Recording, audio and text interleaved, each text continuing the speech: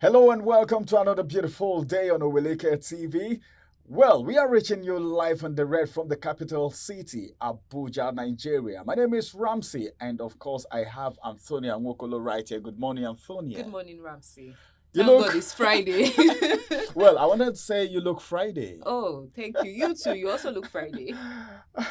All right, thank you, viewers, for joining us this morning. Let's quickly take you to the headlines that we have for the day. And the first paper right here in my front is the Punch newspaper. The first headline says, dollar demand pushes Naira to 1,420 to a dollar. The details you can find on page 29 of the Punch newspaper. NNPC blames logistics for worsening fuel queues. Queues have returned to Abuja and some other states, but that of Abuja is something else. People couldn't go to the office yesterday.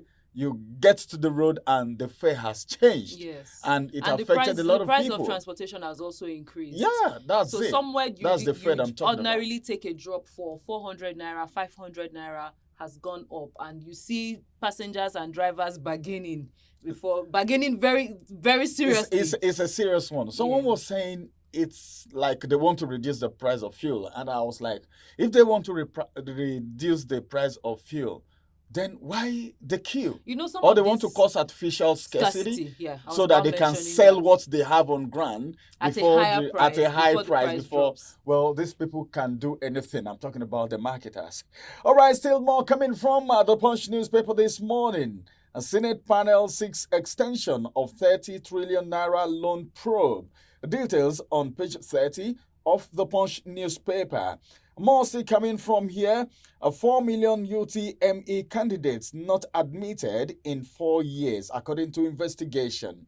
And that takes me to the big story that we have for today. Forex, MTN, Glo, others seek NCC nod for tariff hike. I have some riders to that story, and the first rider says, tell us risk shutdown without tariff increase to offset rising costs. That's coming from LTON and, of course, ATCON, Alton, and, of course, Atcon. Then the last rider says, operators await NCC approval as regulator reviews tariff bands operating costs. Well, that's one of the problems. If they can do anything about that, I think it will be fine. And finally, from the Punch newspaper, federal government will relocate jails as 105 inmates flee Niger prison. The prison break is happening in Nigeria. It's not a movie anymore. This is about the second time it's happening. We'll talk more about that later. And that's going to be the size of the review from the Punch newspaper. Over to you, Antonia, for the next paper. Thank you, Ramsey. Let's take a look at the Vanguard newspaper. NNPC Epman resolve logistics challenge as petrol queues persist. That's on page 19. Our universities promote ethnic bias. This is coming from Bishop Kuka, and the details of that is on page 4. Audit reports declared Dana Air unhealthy for operations. Festus Keyamo is the one saying this on page 25. And that takes us to the big story on the Vanguard newspaper. Labour Party, PDP kick as US report says 2023 poll mirrored Nigerians' will. Why are you quiet? I saw that story and I also paused the way you did.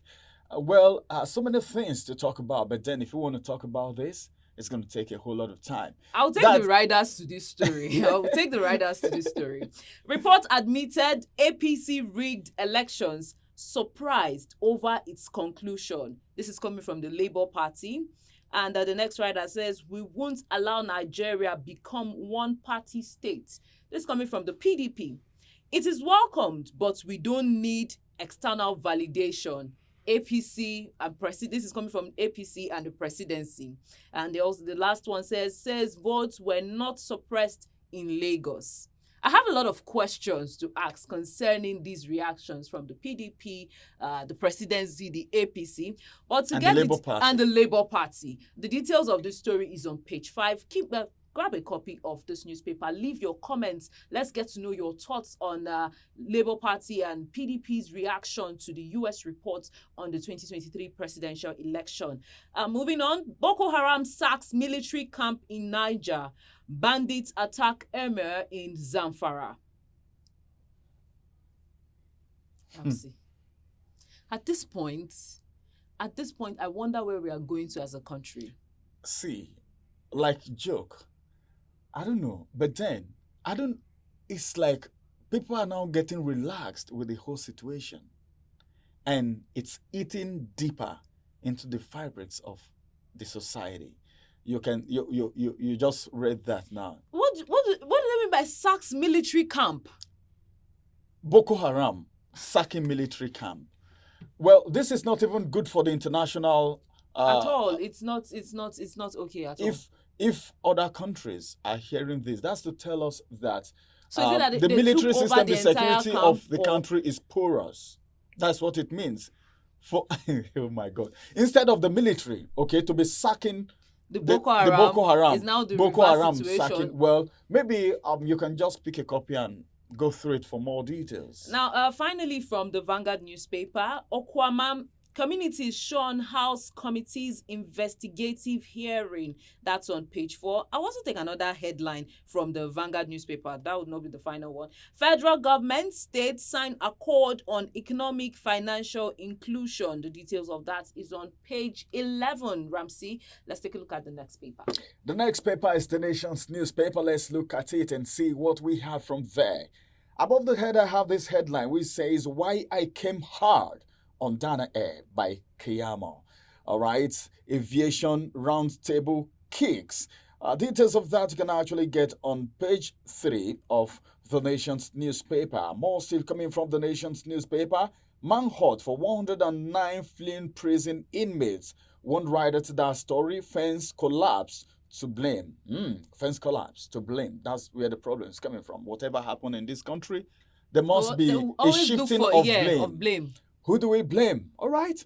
More still coming from the Nation's newspaper this morning. The big story says, the kicker says Tinubu.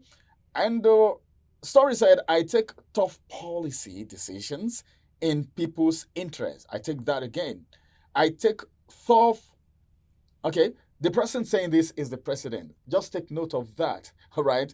Tinubu, that's the kicker of this paper. Then he said, "I take tough policy decisions in people's interest," meaning the decisions he has taken, whatever decision you see him take is for your interest. Yeah. I don't know, but then, all right, I don't say much. That's the size of the headlines from the Nation's newspaper. Over to you, Antonia. All right, finally on today's newspaper review this morning, let's look at the Guardian newspaper. The big story here, complicit negligence. The big story is on pages 4 and 5. How weak power lines, vandalism, worsen electrocution incidents. Now for the picture story, pick a copy of the Guardian newspaper. Dana Air refunds passengers as NCAA announces suspension. That's on news page 7. On news page 29, gunmen assassinate Katsina APC boss and one other. On news page 3, you lied. Rivers government tells resigned Wike's loyalists. I'll take that again. You lied. Rivers government tells resigned Wike's loyalists. Stakeholders worry over possible collapse of $76 billion telephony sector. That's on business page 18. Suleja Jailbreak. Federal government to publish names of 105 fleeing inmates. Rearrests 14. Now, CBN licenses unified payments as second provider for PTSA services for Nigeria. Now, the oil theft, Naval Chief extends Operation Delta Sanity by 90 days. The details of that is on page 28. Continued importation disrupts fuel supply amid local refineries. And now finally from the Guardian newspaper, court adjourns Emefiele's trial to June 24th as U.S. indicts government. And that's on page 3 of the Guardian newspaper. All right, this is the size of the newspaper review for this morning. We want to go on a quick break. When we return, we'll talk about the big story, which is going to be about the prison break happening in Nigeria, but not in a movie anymore. We will be back.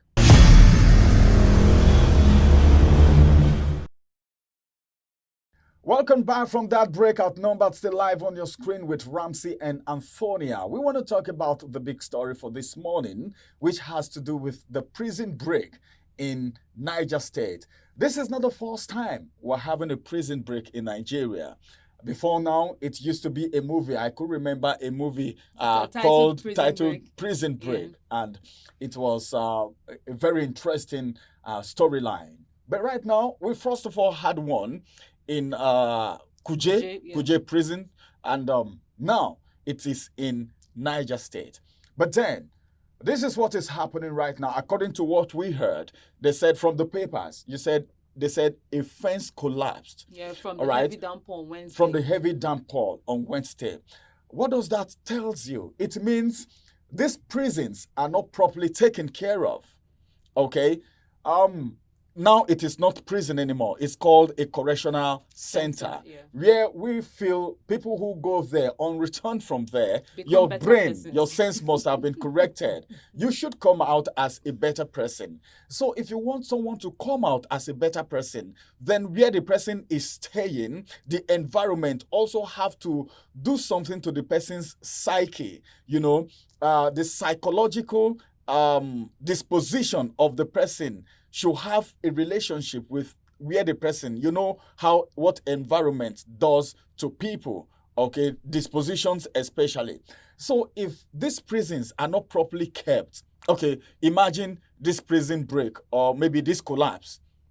The building collapsed on the inmates and they lost their life. Now the federal government is seeing how they can get those prisoners, those inmates back, all right, to the prison. What if it is that this collapse, all right, fell on the inmates and some of them lost their life? We know how it happens. Sometimes there are people who are in prison right now. If you ask them what happened, they'll tell you, I don't really know. Some persons will say, okay, I was implicated. So many things. I was just at the scene. At the scene of an event and I became a casualty. You know, so many things happening. And if we want these people to come out as people who will be well behaved based on the fact that they've been corrected, they are coming from a correctional center, what message does this pass? Okay, I'm talking about the collapse now. Do we say there is a negligence from the government, or we can just say it happens? No, obviously there is negligence. For a fence to collapse as a result of rain, that is to say that building must have either been standing for a very long time, and wasn't properly maintained. There were maybe cracks on it, and that the intensity of the rain was what resulted in the collapse of the fence. So now let's look at it this way. Like you said, environment influences your disposition, influences how you behave. And if we hope to get these people going to the correctional center, if we hope that they become better persons, after serving their terms, then the environment that they are put in should be put in place. The government has released the names of 105 inmates who escaped during this prison break. But that is not enough. The country where you are putting them, is it okay for them to actually face their jail term? Yes, they may be having hard labor and all of that, but the condition you're putting them in would not encourage that productivity or such the positive outcome that you're looking for from someone serving a jail term. All they'll be thinking about is to escape. And this the collapse of the fence just gave them the opportunity to leave. And they will enter into the society. Now you don't even know where they are. Yes, they may be around the towns and you send search parties to look for them. But then it also poses threats to the people, because someone who probably is serving a jail term because he's a hardened criminal now comes and stays in that condition, it only becomes worse. Now comes out. It also poses great threats to citizens that are already tackling with insecurity. Now with inmates that are being not released, that broke out of prison, and ran away, who are ready to do anywhere to secure their freedom. So the federal government should actually look into this. Not just correctional centers. This is just one of it. There are several buildings, that belong to the federal government that are not being properly taken care of. And if they're not properly taken care of, it will definitely, if these are external forces, you cannot predict when certain things like this happen. They may collapse. Like you mentioned, what if it collapsed on the inmates? On the inmates. Or the officers there working. So that is to say that environment is not safe. It is not conducive for a human being to live. That they are inmates doesn't mean that they should be put in places that humans cannot live in. That they are inmates, it doesn't mean they should just be handled anyhow. I think one of the things we should be looking at maybe subsequently is the poor maintenance culture of government properties. That's a good topic to look at because, well, it's a story for another sounds day. More like a special report. It's a special. We'll go around all we'll the government houses and ask questions. Ask questions. Interview some persons because if these things keep happening, it won't be fine. Well, thank you for keeping a date with us. This is going to be the size of the big story on Outnumbered this morning. We'll come on your way again, but then, well, be careful in case these inmates mix up with you or maybe in your community or maybe in your environment. Be careful so that you don't fall victim to any of maybe their devices. If they want to attack you or something. Their devices, No, everybody just has to be vigilant. Just be very vigilant. Just be very, very not careful. Just with the inmates breaking out. The insecurity, you just have to be vigilant. Imagine someone coming out of jail and, well, let me not say this, and they get into the hands of these people who are posing threats to the society and say, God, join us. This is, they call it business. This kidnapping, they call it business. And they just put the people into their gang. And you know what it means. Ramsey is beginning to think about a lot of scenarios. But so many things. Let us know your thoughts in the comment section. Yeah, they should just try as much as possible to make sure this thing is being handled very well. Go to the comment section, drop your comments. If you've not liked the page before, Oweleketv is the page, is the name of the station on YouTube. Turn on the notification button so you will be the first to get detailed information when we come up. My name is Ramsey. Thank you for keeping a date with us. We'll come on your way again, and that's going to be after the weekend. Have a wonderful weekend. Bye-bye for now.